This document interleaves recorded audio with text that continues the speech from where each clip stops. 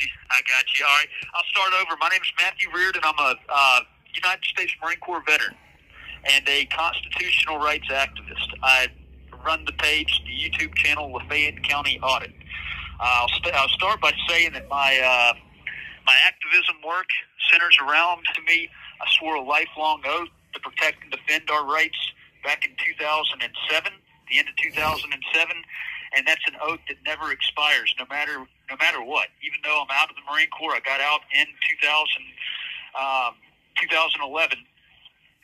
The oath never expired. So I want to read, line by line what happened with this Galveston incident. This was 100% a setup that the evidence will show ties back to Lafayette County, Mississippi. It's turned into a quid pro quo between Lafayette County, Mississippi, particularly their sheriff's department, and the Galveston Police Department. So I on August 10th, first of all, I had got a few friends over here in the Galveston area that I received tips of public corruption going on with the Galveston Police Department. And after receiving these tips, particularly involving the department, I decided that Galveston, Texas was a place that I needed to go. So on August the 10th of 2023, I took off driving to Galveston, left with a few belongings that I had at the time, and timed it perfectly to arrive here into Galveston at 2 a.m. and rendezvous with my friends to film and document police stops being made on the main street of Broadway for transparency into the alleged acts of public corruption that I received. As I was nearing Galveston, I went live on YouTube announcing to my subscribers that I was approximately 25 minutes away, and went live for a second time as I was arriving into Galveston. Now, I'll say in hindsight, that was a very bad idea because it let these people know exactly where I was at. As soon as I crossed over the bridge and into the Galveston city limits, multiple Galveston police officers proceeded to initiate a traffic stop on me. I safely pulled my vehicle off the public street and into a vacant private lot for the purpose of the stop. I kept my phone live and recording to YouTube for my own safety, knowing that I hadn't committed any traffic laws or any traffic violations to warrant being stopped. The first officer to approach my window was a canine officer named Officer Murph. I asked Murph why I was being pulled over, and he said multiple reasons, such as failure to maintain lane and failure to use a turn signal. I told Officer Murph that I had video evidence to the contrary and then verbally provided my driver's license information. Murph returned to his vehicle, at which point I noticed that two of my journalist friends had arrived on scene and were recording the stop themselves at a safe distance. Next, Officer Osteen approaches my driver's side window.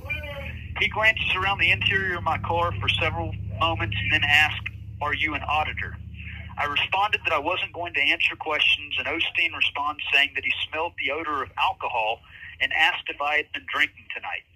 I answered Osteen with the absolute truth, that I have not touched a single drop of alcohol in 3 to 4 years. He asked me to step out of the car, and I complied. He then asked me if I will take a standard field sobriety test, which I declined, and I fully stand behind my reason to decline, because his quote-unquote test would utilize a subjective standard, his opinion, and not an objective standard based on facts, not feelings or opinions. I wasn't about to trust Osteen's judgment or opinion when he was clearly lying about smelling the odor of alcohol. I couldn't help feeling that there was a nefarious purpose behind these officers and this traffic stop. So I demanded the surefire objective test, the breathalyzer. Osteen told me that they, all 6+ officers on scene, do not have breathalyzers. I demanded to see a supervisor, at which point Sergeant Doherty spoke up saying that he was the supervisor and that they do not have breathalyzers.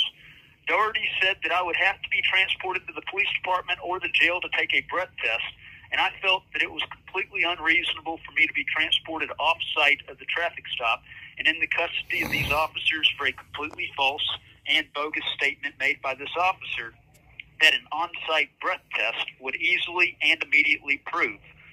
So I asked to speak with an attorney. Osteen asked me one last time to take a field sobriety test, and I told Osteen to either give me a breathalyzer or to take me into custody. At once, Osteen takes me into custody, and an officer removes my cell phone, which was recording video to YouTube, from my hands. Osteen asked me what towing company I wished to use to impound my vehicle, and I informed him that I wanted my friends whom were presently on site to take possession of it. However, Osteen refused to allow this and insisted on impounding the vehicle despite the officers searching and not finding anything illegal nor any alcohol. I was placed in the back of a Galveston police truck driven by a female officer, and Osteen gets into the passenger seat. We immediately departed the scene for what I presumed to be the police station to give a breath test. However, instead, I was driven to UTMB Hospital in Galveston for a blood test. I continued demanding a breath test to prove the absence of alcohol because due to the fact that a breath test would provide instantaneous results, not to mention the fact that I have a significant anxiety and phobia of needles and blood. Osteen insisted nonetheless on a blood draw and attempted to get a warrant for the blood draw due to me not consenting to one. A short time later, I was escorted into the emergency room entrance to the hospital. I was never shown a warrant for a blood draw, leading me to assume that one had not been obtained, and I refused to answer any questions asked of me by the nurse or any officer present. Next, I was escorted into the procedure room and onto a hospital bed. Approximately 8 police officers were in attendance, along with the male nurse whom was to perform the blood draw. My arms were handcuffed behind my back, and Officer Osteen threatened me with a separate felony charge if I fought against the procedure while the nurse was drawing blood. Then at once, all officers closed in on me, pushing me forward face first on the hospital bed and restraining me in such position while the nurse stuck me in the forearm in a very unusual location with the needle multiple times, while my arms were handcuffed behind my back. I felt as if I was being tortured while the nurse continued to stick me and extract multiple tubes of blood from my right arm. Finally, approximately 5 minutes later, I was assisted off the hospital bed. The nurse placed the labeled tubes of blood into a white box and then gave the box to Officer Osteen, whom led me out of the hospital and into the same GPD truck that transported me to UTMB Hospital. I'm then transported to the Galveston County Jail. As we pull up to the jail, I asked Osteen how long it'll take for the blood test results to come back, and he told me approximately 6 days. Then as I'm waiting to be booked in, Osteen gets on the phone with someone else whose voice is unmistakable to me. Deputy Candace Beavers from the Lafayette County, Mississippi Sheriff's Department. I would estimate that this call took place between 3:30 a.m. to 4:30 a.m., though I didn't see a clock to know precisely what time. I believe Beavers wanted to further retaliate on me for exposing her lies on stand in court through the video that I published to my YouTube channel on or around August 7, 2023. I also believe that Beavers and Lafayette County Sheriff's Department wanted to devise a plan/scheme to send me to prison on a probation violation, and that this scheme came to utilizing the assistance of the Galveston Police Department, and in particular this arrest by Officer Osteen, to pull it all off. Beavers and Osteen conspired to have me booked for felony DWI third or more, by Beavers telling Osteen that I had a conviction for DWI in Georgia in 2014, and that she had arrested me for DUI in Lafayette County, Mississippi in 2021. Can I stop you real quick, man? Yeah. You weren't wanted out of Mississippi, but you had recently been released from prison. You were put in prison, you were recording the mayor, and they turned that into felony stalking, and you did a year in prison. Part of your conditions when you were released was not to get arrested, right? Right. So this unlawful arrest that Galveston put on you, that violated your conditions of no arrests in Mississippi. So that's the only thing that Mississippi has on you. I just wanted to clear that up. And if you beat this case in Galveston, then this hold in Mississippi should go away, right? Right. The entire thing around the hold is based on they're alleging that I violated my probation by this DWI. Yeah. But but Lafayette County Sheriff's Department was on the phone with Galveston trying to arrange this DWI the night that it happened. Yeah. And then what I'm fixing to get to... They saw your live stream, and they colluded. They're probably the reason why you got pulled over. They are. Yeah. I 100% believe that. Yeah. I 100% believe that. So they really didn't like you in Mississippi, and I used to live in Mississippi. They are really bad over there, man. Once you get on their radar, they don't let you off, man. No. Well, and what's really important... What's really important to know about this, she alleged she arrested me for DUI in Lafayette County, Mississippi in 2021. All right, look, how long do these phone calls last? I don't want to run out of time here. 15 minutes. All right. I was going to say... Yeah, we've got 4 minutes left. Let's not go off on a tangent about Mississippi. I think we said everything that's important about them.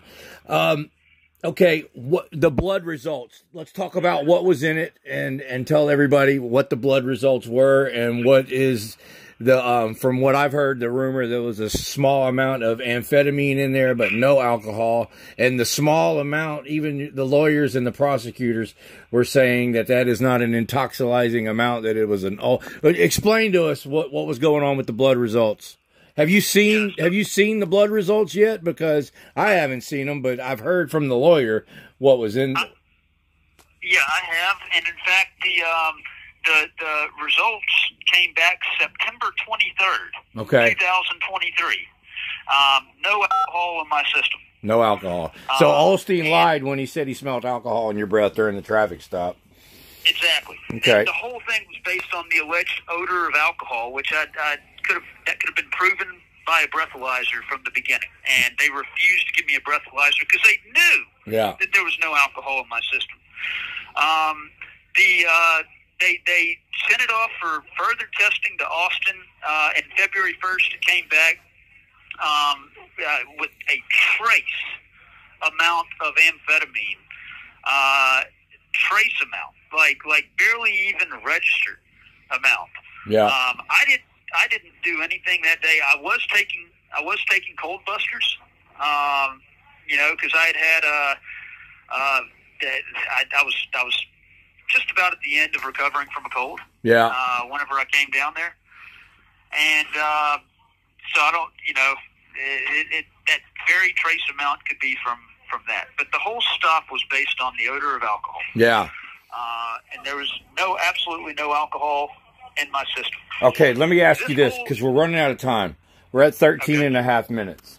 Okay, what do you think about how the majority of the auditing community and cop watching community... 1 minute remaining. What do you think about how the majority of the community is not getting behind you and trying to share your story and show support? Well, I'm begging and pleading the auditing community for anybody that can help to help. I'm very disappointed so far.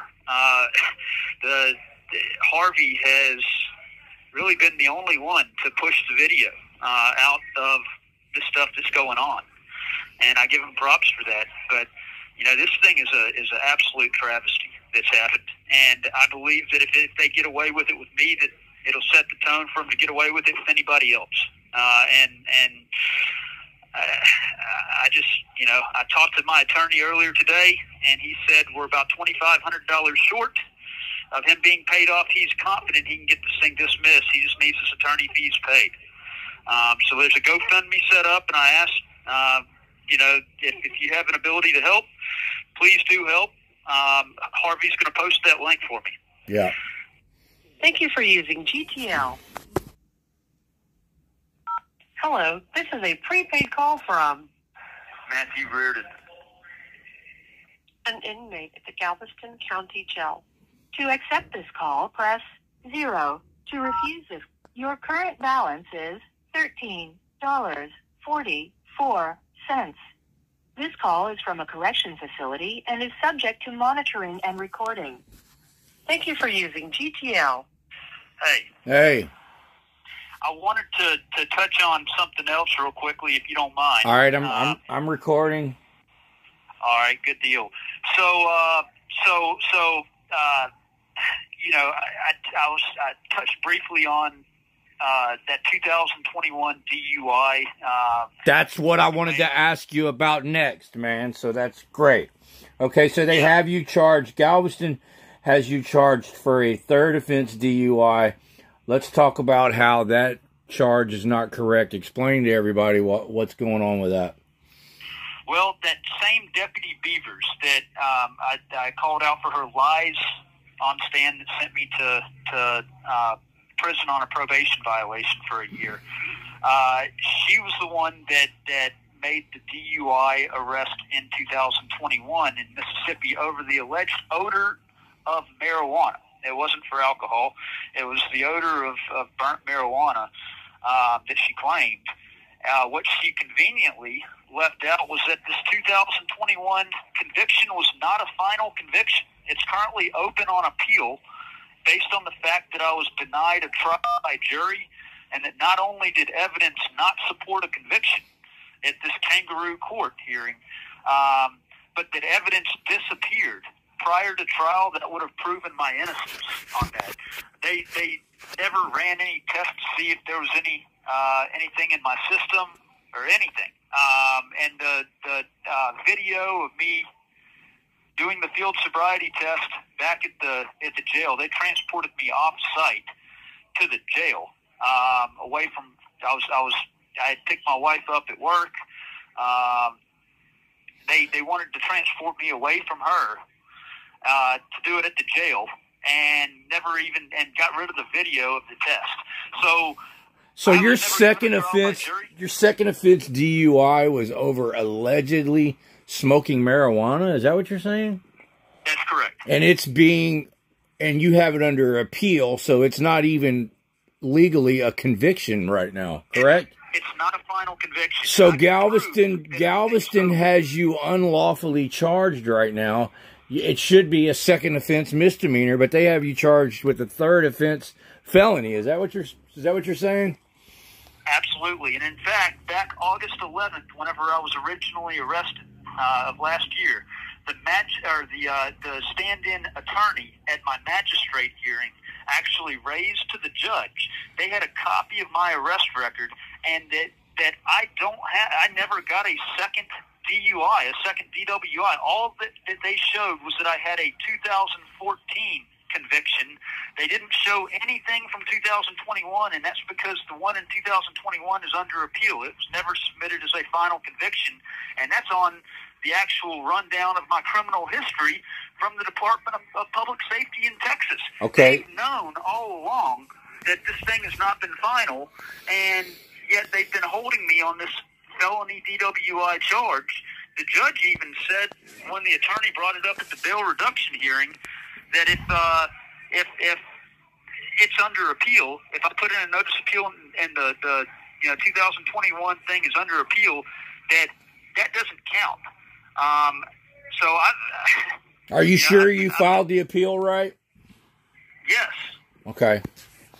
Okay, so let's talk about, because when I was at one of your court dates, that was a heavy topic that was discussed between the prosecutors and the judge and your lawyer, was the fact that second DUI was under appeal and it's not a final conviction. What is the strategy and what is your lawyer saying about that, and what's coming up next and what needs to be done on this next court date? Let's try to focus on what's going on in Texas, man. Let's forget about Mississippi for a little while, because if we beat the charge in Texas, then you literally didn't violate your release conditions in Mississippi, correct? Right. All right, so let's get back to this upcoming court date and you and your lawyer's strategy and how you need help and what y'all's strategy is.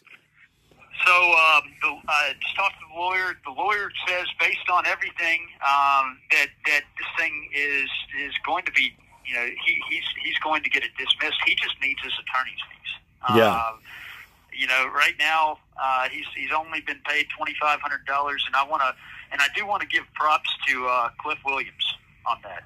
Cliff put up the $2,500 to go ahead and get him retained. So I can't thank him enough.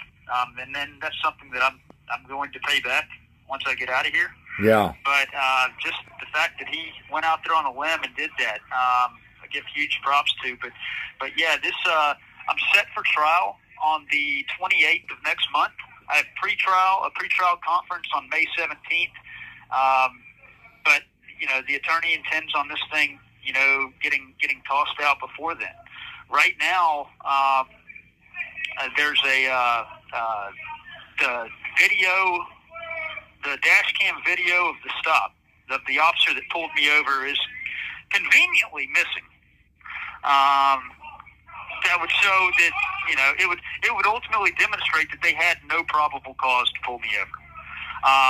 Another weird thing that I just recently found out is that in the probable cause affidavit, you know, for the warrant affidavit by the officer Osteen, he claims that the reason for the stop was based on me speeding, going 47 miles per hour, or the wording was approximately 47 miles per hour in a 35 mile per hour zone, that failure to maintain lane, failure to use a blinker signal, and that my license tag was obstructed. I can prove, based on my own videos, as well as Austin and Harvey Freebird have video from that night. You can clearly see the back of my car and see that my license tag is not obstructed in any way. I had a properly mounted rear view tag camera on there that wasn't covering any part of the plate. In my video, in my live stream, you can see that my blinker signal is on the dash. My phone, I had it sitting on a stand, and it ended up wobbling, so you can't really tell 100%. You know. So you're saying it was an unlawful stop, and they conveniently lost their dash camera footage from inside the police car that would prove what you're saying, basically, right? Absolutely. All right, I'm just trying to save time, man. I'm not trying to cut you off because there's some important things I want to touch on.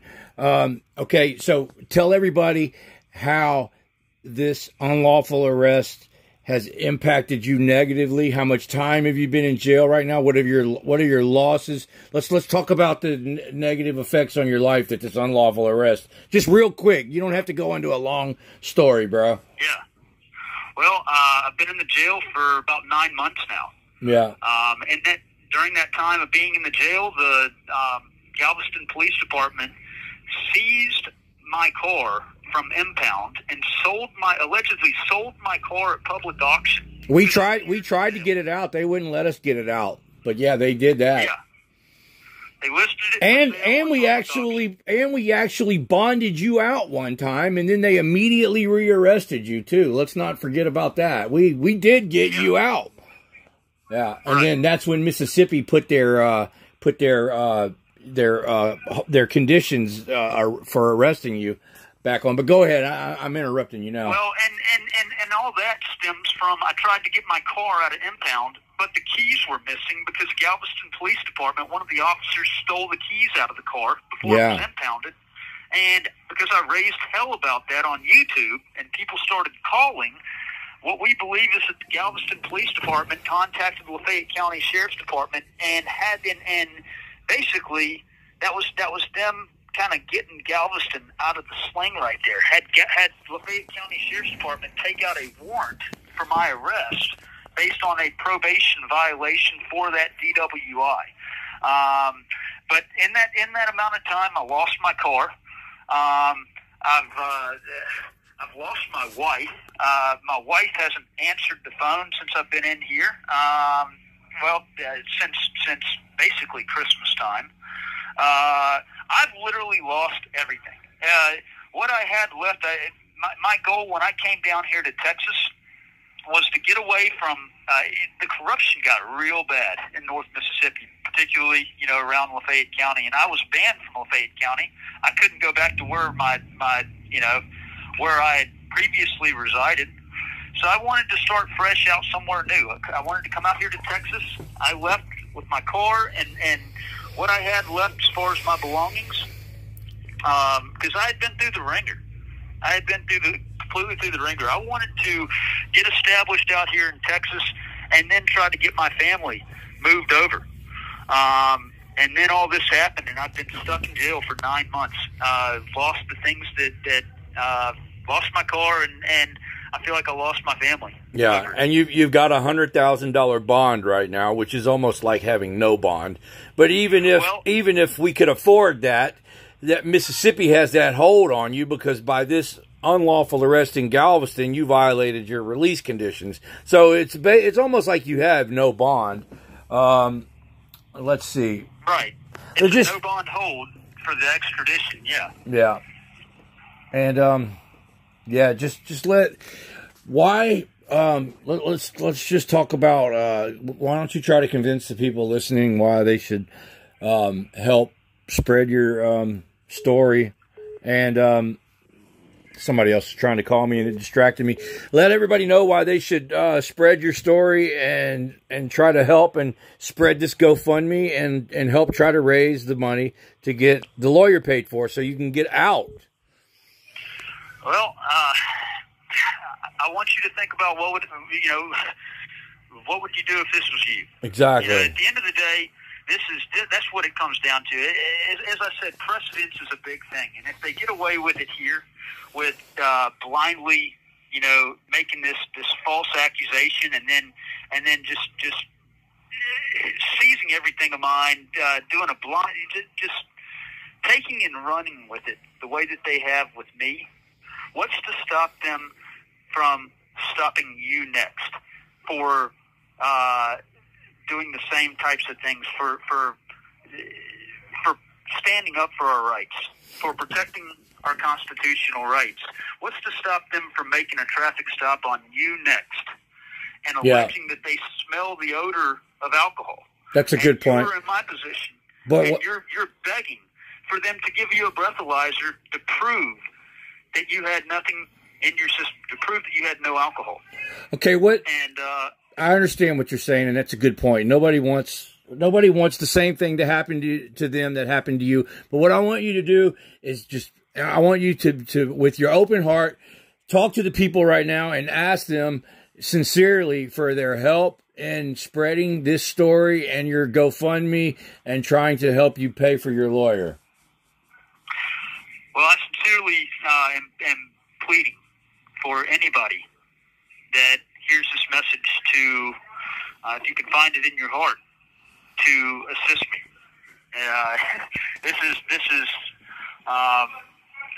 I've never been in such a vulnerable position in my life where I've depended on the help of others.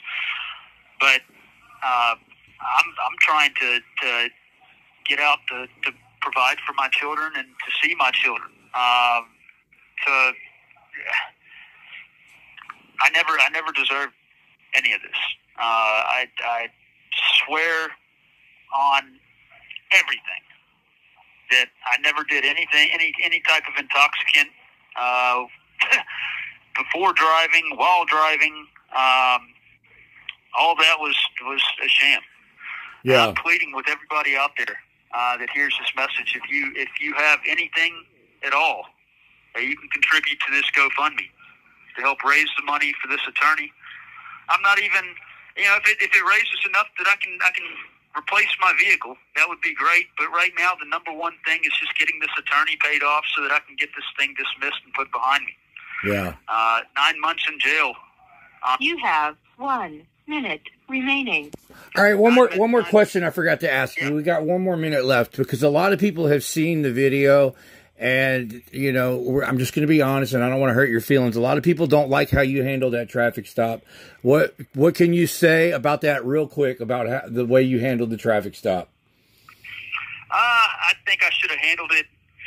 I should have handled it a lot better than I did. I had been driving for approximately 11 hours at that point. It was 2 o'clock in the morning, and I